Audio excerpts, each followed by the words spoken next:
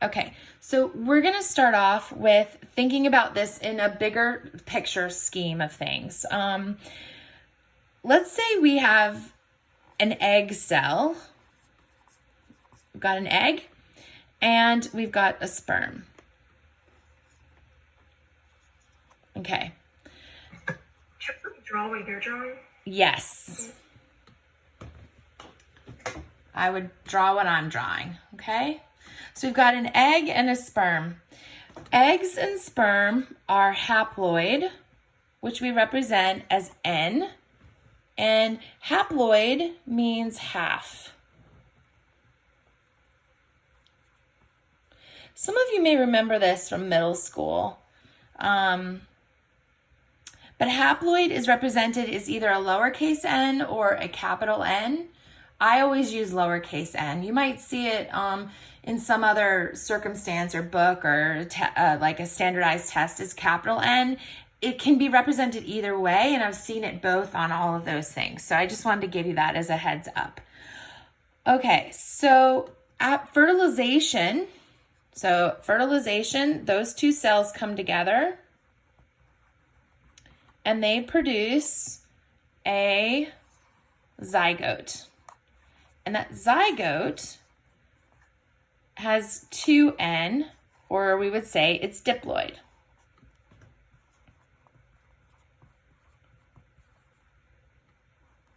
Okay, and that would be di for two. So it's now diploid.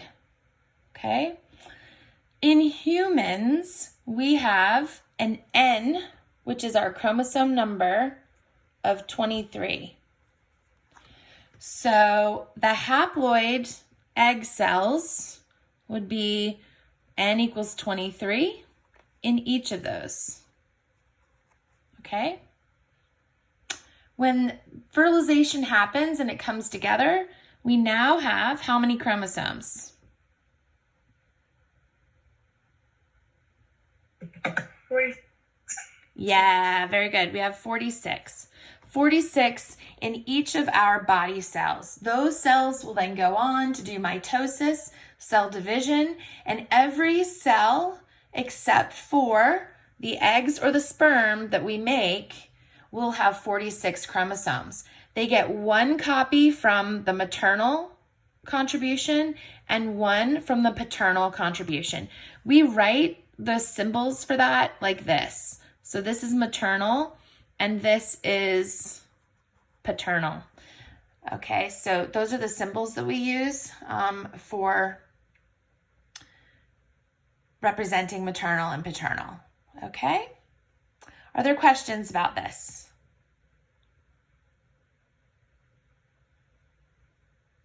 Questions? Anything? Okay, great. All right, so now let's talk a little bit about what happens in terms of chromosomes. So we talked about the numbers of chromosomes. Let's actually draw what that looks like a little bit here. So, and just recap for ourselves. So a chromosome can be represented like this. This is a single chromosome. And the centromere is located here, just in my drawing.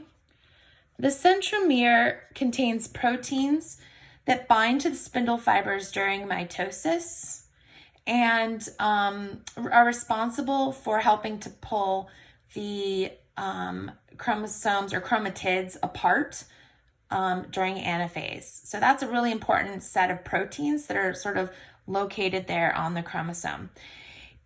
But guys, we know that a zygote or any other somatic or body cell doesn't just have one chromosome of each of the different chromosomes, right? It has two, one from the mother and one from the father. And so we represent that and we call those homologous chromosomes. And so homologous chromosomes. And so this is a pair of homologous chromosomes. What are homologous chromosomes? Homologous chromosomes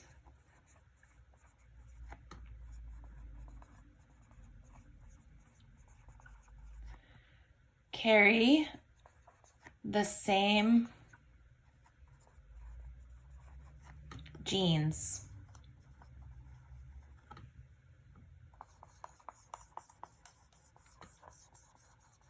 Okay, homologous chromosomes carry the same genes. They do not necessarily have to carry and be exactly the same sequence of DNA. So let's talk about what this means. A gene. Wait, so is one of those from the, like, is one of those Yep. maternal? Yep. Exactly. Good. Oops, I just realized you couldn't see that. Can you see this? No. We'll make this. Okay. So a gene codes for a trait. So let's say we've got, finger length, right? The gene for finger length is that's what that is. So you have a gene for finger length, but you may have short fingers or long fingers. And that is a variation of a trait that we call an allele. And alleles have different sequences. So this is a variation. And we're going to talk more about this as this quarter goes on. I'm just sort of planting the seed here for this, okay? So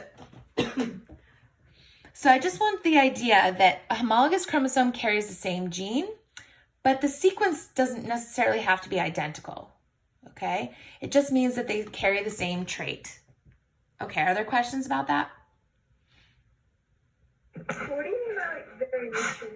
So like short fingers or long fingers. We're still talking about finger length, but you might have short fingers or long fingers. Or you might be like hair color. You might have blonde hair or brown hair. That's a variation of hair color, which is the trait. Does that make sense? Yes. Perfect. Good.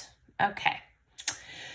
So let's talk a little bit about what happens in mitosis.